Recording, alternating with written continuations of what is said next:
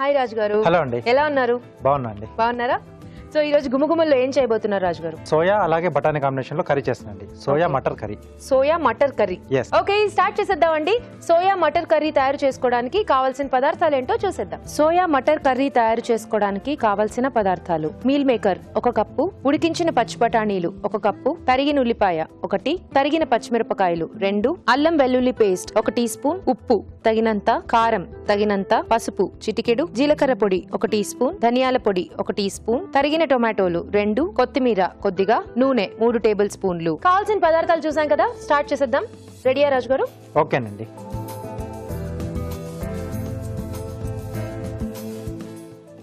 So simple గానే చేసుకోవచ్చండి. So దీనికంటే మనం ముందుగా ఏంటంటే పచ్చి బఠానీ కొంచెం ఉడికించి పెట్టేసుకోవాలి. అలాగే మీల్ మేకర్ కొద్దిగా నీళ్ళలో నానబెట్టి పెట్టేసుకోవాలి. ఈ 2 రెడీ పెట్టేసుకుంటే మిగతా ప్రాసెస్ మనకు ఫాస్ట్ గానే అయిపోతుంది. సో బేస్ మనం కొంచెం టొమాటో తీసుకున్నాం కదా, సో బాగుంటుంది కదా సోయా టొమాటో. సింపుల్ గా ఉంటుంది బట్ మంచి టేస్టీగా వస్తుంది. చిన్న చిన్నగా కట్ చేసుకుంటే మనం ఇది వరకు డిన్నర్ చాలా సార్లు చెప్పాం, ఫాస్ట్ గా అయిపోతుంది. సో కొద్దిగా ఆయిల్ వేసుకునండి. ఉల్లిపాయ ముక్కలు,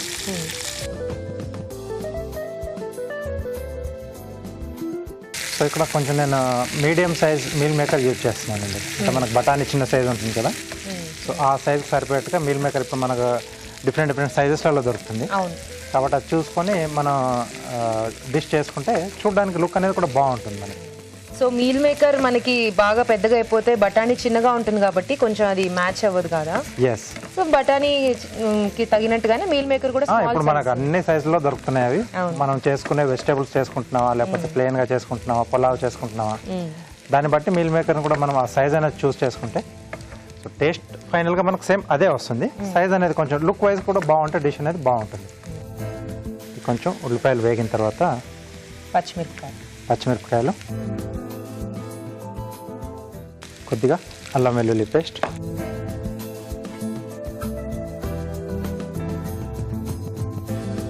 ఇలాంటి డిష్లో అంటే టొమాటో బేస్లో తీసుకునే డిష్లో మనకు కొంచెం ఈ అల్లం వెల్లుల్లి పేస్ట్ అనేది మంచి టేస్ట్ని యాడ్ చేస్తుంది.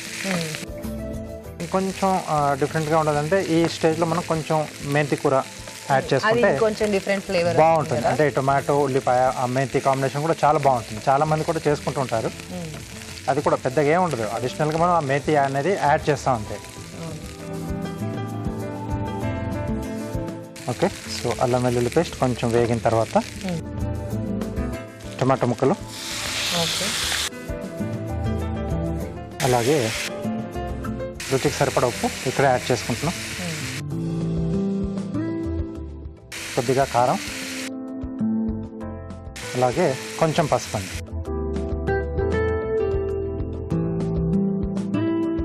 మనకు ఆ మీల్ మేకర్ కొంచెం చప్పగా ఉంటుంది కదా, స్పైసీగా ఉంటే బాగుంటుంది అనుకునే వాళ్ళు కొంచెం కారం ఎక్కువగా వేసుకోవచ్చు, లేదా పచ్చిమిర్చి పేస్ట్ అన్నా కొంచెం మనం యాడ్ చేసుకున్న ఆ ఘాట్ బాగా తెలుస్తూ ఉంటుంది.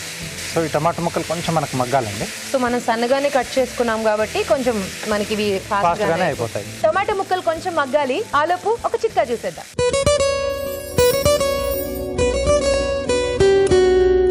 ఇప్పుడు మీకోసం ఓ హెల్దీ చిట్కా. చాలా నీరసంగా అనిపించినప్పుడు, వెంటనే ఏదైనా తింటే బాగుండు, శరీరానికి శక్తి తక్కువగా ఉంది అని అనిపించినప్పుడు ఒక అరటిపండు కనుక తీసుకున్నట్లయితే శరీరానికి కావాల్సినటువంటి శక్తి లభిస్తుంది. మళ్ళీ ఉల్లాసంగా మన పని మనం చేసుకోవచ్చు. అలాగే రక్తహీనతని తగ్గించే గుణం కూడా అరటిపండులో ఉంది. కాబట్టి తప్పకుండా రోజుకు ఒక అరటిపండు తినడాన్ని అలవాటు చేసుకోండి. అలాగే స్థూలకాయంతో బాధపడుతున్న వాళ్ళు, డయాబెటీస్ ఉన్న వాళ్ళు మాత్రం కొంచెం ఆలోచించి కొంచెం తక్కువగా తీసుకుంటే మంచిది. చిట్కా చూసారు కదా. ఓకే, సో ఇది మొత్తం కొంచెం పేస్ట్ ఫామ్ లోకి వచ్చేసింది కదా గారు. మనకు కొంచెం గ్రేవీలా కూడా వస్తుందండి. రైస్ లో తినేటప్పుడు కొంచెం గ్రేవీలా ఉంటే బాగుంటుంది కదా. ముందుగా మనం ఉడికించుకున్న పచ్చి బఠానీలు, అలాగే నానబెట్టిన మీల్ మేకర్, దీంట్లో కొద్దిగా జీలకర్ర పొడి, అలాగే కొద్దిగా ధనియాల పొడి అండి. వేరే గరం మసాలా పౌడర్స్ ఏమైనా వేస్తే బాగుంటుందా రాజు గారు? అక్కర్లేదండి. సో ఇక్కడ ఏంటంటే మరీ ఎక్కువ మసాలా టైప్ చేసుకుంటే మనకు ఆ బఠానీ తాలూకు ఆ ఫ్లేవర్స్ కూడా ఎక్కువ తెలియదు కదా, కొంచెం వాటర్ ఇస్తారా. సో కాబట్టి కొంచెం సింపుల్ గానే మనం మసాలా తీసుకుంటే బాగుంటుంది. చాలా సింపుల్ గా అయిపోతుంది కదా అది. అండ్ బఠానీ అసలు ఎంత ఈజీ కదా రాజు గారు కుకింగ్ ప్రాసెస్ కి, అండ్ టేస్ట్ కూడా అంతే ఇస్తుంది. మనం ఉడికించేసుకుని తీసుకుంటే తినేటప్పుడు కూడా చాలా బాగా సాఫ్ట్ సాఫ్ట్ అనిపిస్తుంది. గా తగులుతూ ఆ టేస్ట్ అనేది చాలా బాగుంటుందండి.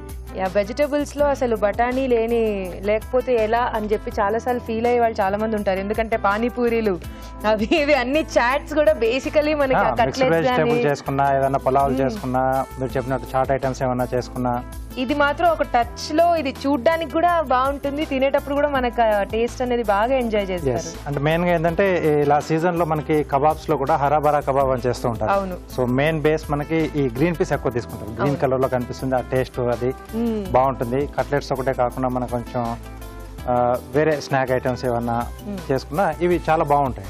సూపర్. సో ఇది కొంచెం ఉడుకుతున్నప్పుడే కొద్దిగా కొత్తిమీర. అండ్ ఈ మధ్య చాలా మంది హెల్త్ కాన్షియస్ అయ్యి కొంచెం ఈ సోయా ఇలాంటివన్నీ ఎక్కువ వాడుతున్నారు, మంచి ప్రోటీన్ అని చెప్పి. సో కాబట్టి ఈ రెండిటి కాంబినేషన్ లో కర్రీ డెఫినెట్లీ ట్రై చేయొచ్చు. ఎలా రాజు గారు, రైస్ లోకి బాగుంటుందా, చపాతీస్ లోకి బాగుంటుందా? ఇది రెండిట్లోకి తీసుకొచ్చండి. మీరు గ్రేవీ కూడా కొంచెం ఇచ్చారు, లైట్ గ్రేవీ ఇచ్చాం కదా, సో రైస్ తో మనం కలుపుకోవడానికి కొంచెం ఆ గ్రేవీ హెల్ప్ అవుతుంది. చపాతీతో ఇంకా చెప్పనక్కర్లేదు, కొంచెం డ్రైగా ఉన్నా ఇలా కొంచెం వెట్గా ఉన్నా చపాతీతో హాయిగా తీసుకోవచ్చు. ఓకే, సో రెడీ అయిపోయిందండి.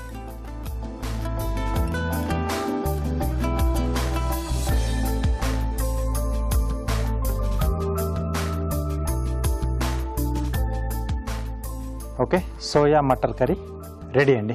గుమగుమలాడుతూ వేడివేడిగా సోయా మటర్ కర్రీ రెడీ అయిపోయిందండి.